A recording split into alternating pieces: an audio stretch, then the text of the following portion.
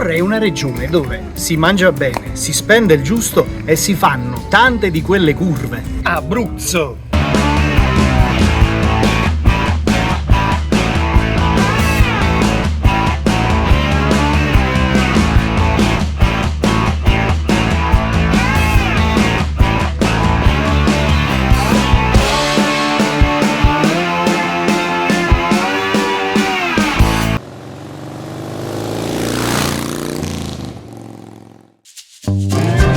Spesso l'autostrada è un male necessario se si ha a disposizione un solo weekend. Saliamo sulla 1 in direzione Lazio alla scoperta della nostra prima tappa di giornata.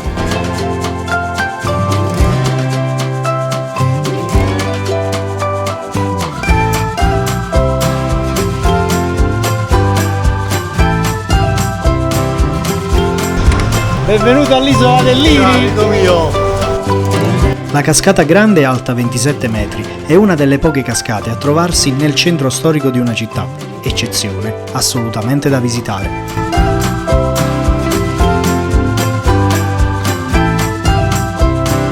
E adesso quando capita con questo cartello e ti capita questo energumeno qua, obbligo di baciare, e mo che faccio? Ci tocca baciarti. Sembra affettuosamente, No, perché la moglie è gelosa. Entriamo in Abruzzo, ma è ormai ora di pranzare e decidiamo di trovare un posto tranquillo.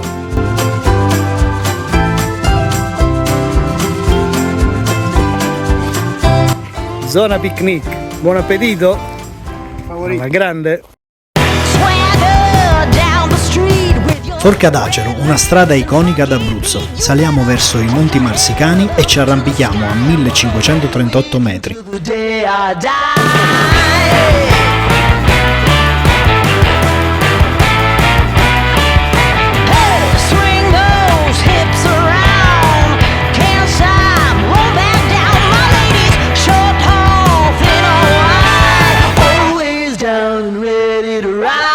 Dopo essere saliti dall'isola Liri, uno dei posti più iconici in Abruzzo, motociclisticamente parlando, la Forca d'Acero. E anche in Abruzzo domina Giovanni Peroni.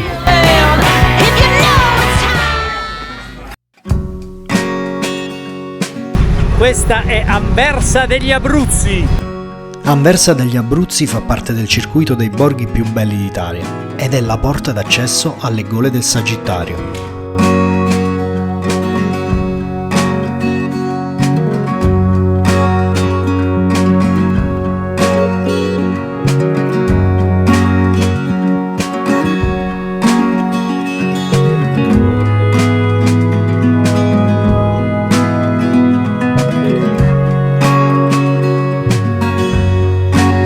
Ed eccoci nelle gole del Sagittario, scavate e modellate dal fiume Sagittario. Attraversarle in moto è indescrivibile. Esse fanno parte di una riserva regionale dell'Abruzzo.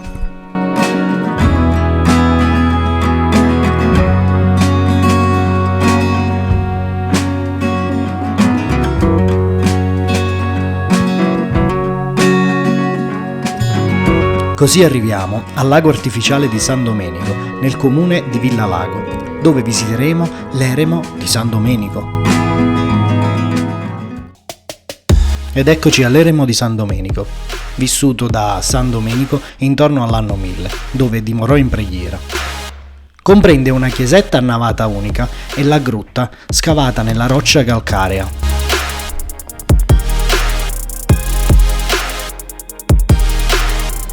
Pernotteremo qui a Villalago, un borgo di 511 anime che domina la valle del Sagittario. Onnipresente in questo piccolo borgo è la presenza costante di quest'orso, attraverso murales, attraverso raffigurazioni, l'orsa amarena. E allora dobbiamo informarci. Amarena è nata qui nel territorio di Villalago, precisamente al lago Pio. Dopodiché ha sempre vagato nelle nostre zone ed è stata una delle orse più fertili nella nostra zona. Si è fatta notare in tutta Italia nel 2020 quando ha fatto la sua prima cucciolata che era composta da 4 cuccioli, che è un evento geneticamente molto raro, È raro, molto complesso. Infatti ne fanno al massimo 2, 1, 2. Massimo 2. Massimo. E è incappato in questo paesino dove purtroppo è stata uccisa. Ma chi l'ha uccisa proprio? È un paesano che aveva la macelleria. Ok. Dava fastidio a qualcuno questo? Evidentemente sì. E niente, però per fortuna si sono riusciti a salvare I cuccioli. Quindi diciamo è diventato un po' il simbolo di questo posto. Infatti, Ok. non so se avete visto all'ingresso. Vai, sì, c'è l'impossibile. Sì, Grazie Alessandro. Ci spostiamo sul lago di Scanno e la sua chiesa dedicata alla Madonna del Lago. Anticamente gli scannesi, essendo famiglie dedite alla pastorizia, non avevano un rapporto forte con questo lago.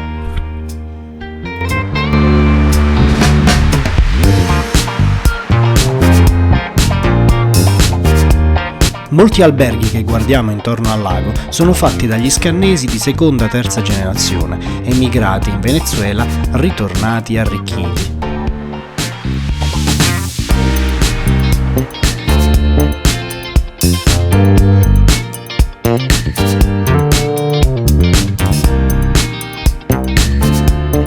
E comunque noi motociclisti veniamo in Abruzzo per fare una buffata di curve.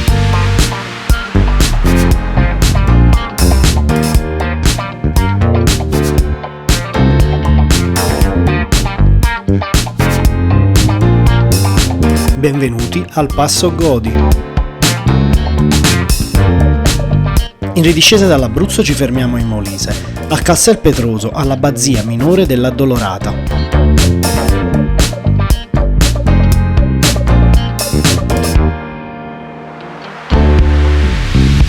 Ma quanto è bella Santa Maria del Molise!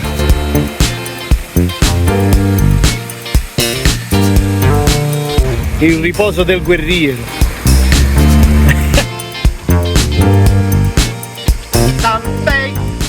Sampei, pescatore grande orecchia sventola.